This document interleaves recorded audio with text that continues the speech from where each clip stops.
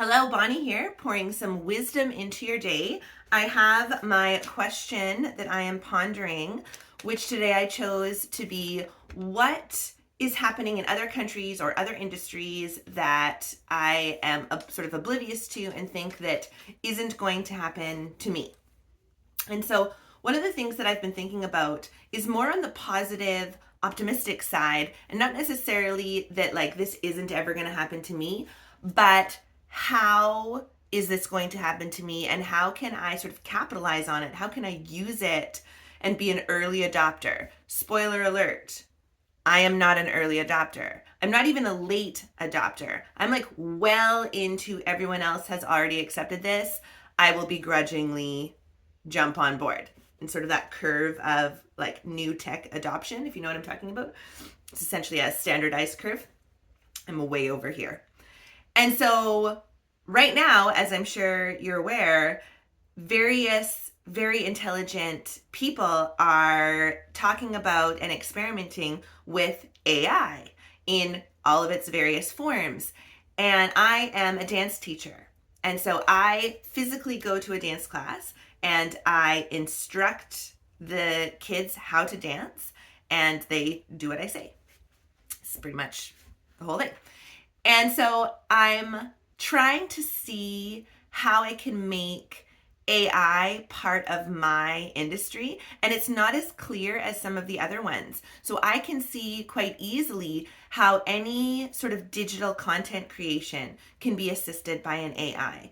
Now we've got very excellent image generation. We've got, text generation that's like so good we can't even tell that it's not done by AI anymore. Video is coming, voice is coming if it's not already here. And so I can see all of that in a digital environment. And I'm trying to think of how I can bring that authentically into a dance class. And so I'm not entirely sure. I guess I have to edit music. So editing music very much could be assisted by AI and coming up with different mashups and different mixes and various things. Taking vocals out of songs for my musical theater, which I actually already do. So that's kind of a way.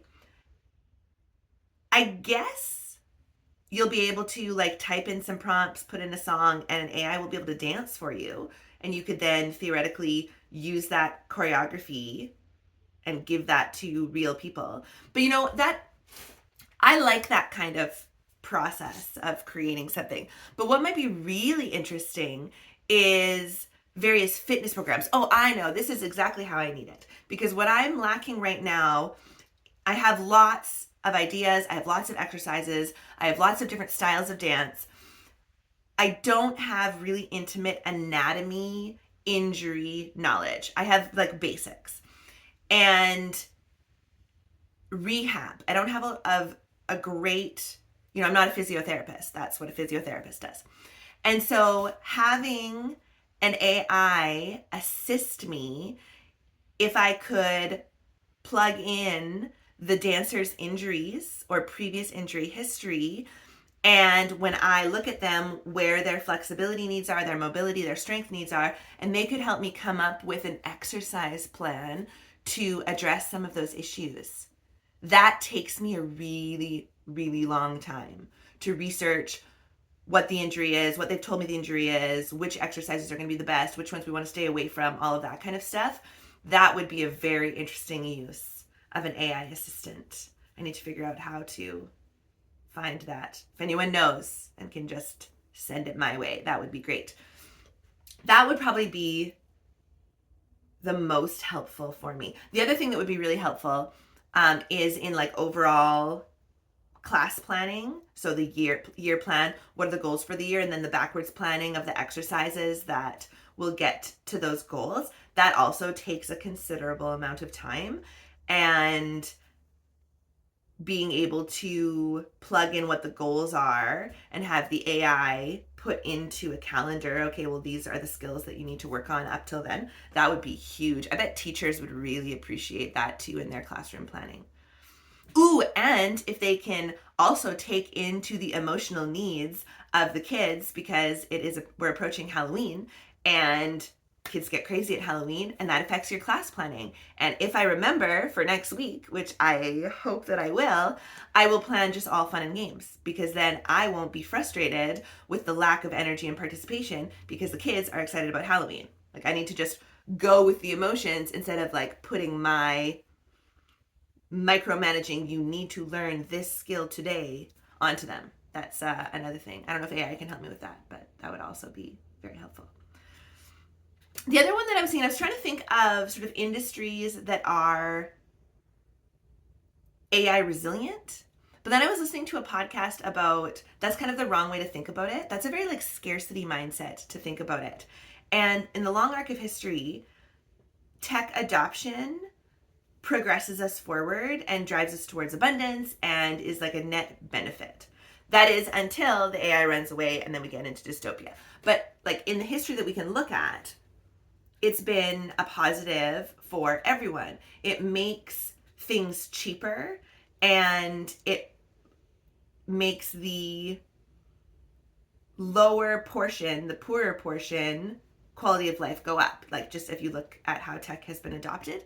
And so originally I was thinking that, oh, AI, like it's replacing artists and creatives and photography and that kind of stuff. But if you work with special needs adults, like you're probably fine. And I was thinking about it and listening to this podcast made me think about it. The population, we're going into population decline. Younger people are having less kids, older people are living longer. So instead of our population doing this, it's doing this, which means that a lot of these people down here are going to have to take care of the older people. And so a lot of really talented, ambitious, able-bodied, young, energetic people are going to be taking on unpaid, probably elderly and parental roles. And similarly, that happens with disabled adults. There in Canada, at least, there's pretty good support throughout the school system. And then once you become 18, you kind of fall off the cliff. And then the care and support gets more difficult. And so people step in and provide care for these individuals to assist them in living life. It's not just care, it's helping them thrive in an adult life. And I think that there actually is a role for robotics and AI in there, particularly in this gentleman was talking about how an AI assistant could help someone with autism. And one of the things with autism is a difficulty or inability to recognize conventional social cues. So things that we kind of learn and have intuitively and in our subconscious. So that kind of thing where you say something and it offends the person that you're talking to, and they have a facial movement and you recognize that as being offensive and you apologize, or you double down depending on what your goal is, or you you address it, or you shift your behavior, like those kind of sophisticated social cues. An AI, especially like if it's in your glasses, which is totally coming, will be able to recognize that for you and let you know how your message was received. And for someone that struggles socially, that would be really, really helpful. The other one, oh my gosh, the kind of the reverse of that also be really helpful for emergency situations where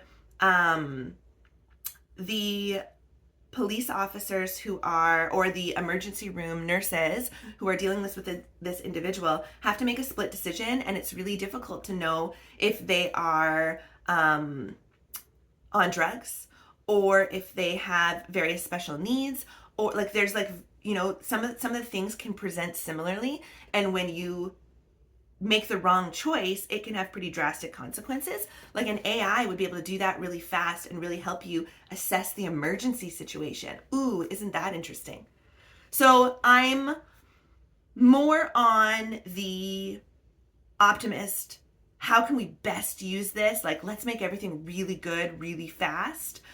And I try not to go the other way into how can someone with bad intentions really take off and make this really terrible, because that puts me in a really dark place and I don't like it. So for me, this question, it revolved around AI, and it had me thinking about various things. And then you just saw me thinking in real time as well. So how about you? What is something that you see that you think is another country's issue or another industry's issue that's not going to happen to me, that's making you maybe blind to either the opportunities or the things that you could take to minimize the cost to yourself? That is my question of the week. Have a magical day. Take care. Bye.